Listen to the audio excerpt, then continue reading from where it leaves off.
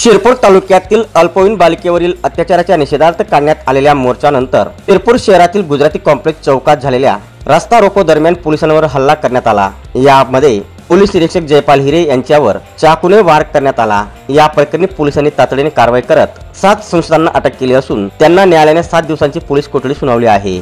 अनिल गंगाराम पावरा वय 20, सागर जहागीरलाल पावरा वय 20, सुनील लोटन सोनोने वय 23, तिन्ही राहणार दैवत, राहुल संजय भिल वय 19, कुणाल सुभाष भिल वय 19, दोन्ही राहणार सोनगीर, दिनेश रमेश पावरा वय 19 राहणार बोराडी आणि जगन सतीश भिल वय 19 राहणार हाडाखेड अशी अटकलेल्या संशयितांची नावे आहेत।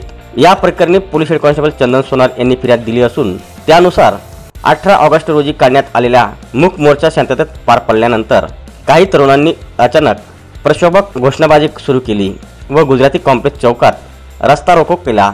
पोलीस निरीक्षक किशोर कुमार परदेशी यांनी जमावाला शांत करण्याचा प्रयत्न केला असता जमावातील काही तरुणांनी पोलिसांच्या अंगावर धाव घेतली। दरम्यान संशयित जगन सतीश भिल याने धारदार शस्त्राने पोलीस निरीक्षक जयपाल हिरे यांच्या पाठीवर वार करून त्यांना जखमी केले। या घटनेनंतर पोलिसांनी सौम्य बळाचा वापर करून दंगल नियंत्रणात आणली व 7ही संशयितांना अटक केली। 19 ऑगस्ट रोजी दुपारी 3 वाजच्या सुमारास संशयितांना शिरपूर येथील सत्र न्यायालयात हजर करण्यात आले असता न्यायालयाने 7 दिवसांची पोलीस कोठडी सुनावली आहे। पुढील तपास पोलीस निरीक्षक किशोर कुमार परदेशी हे करीत आहे।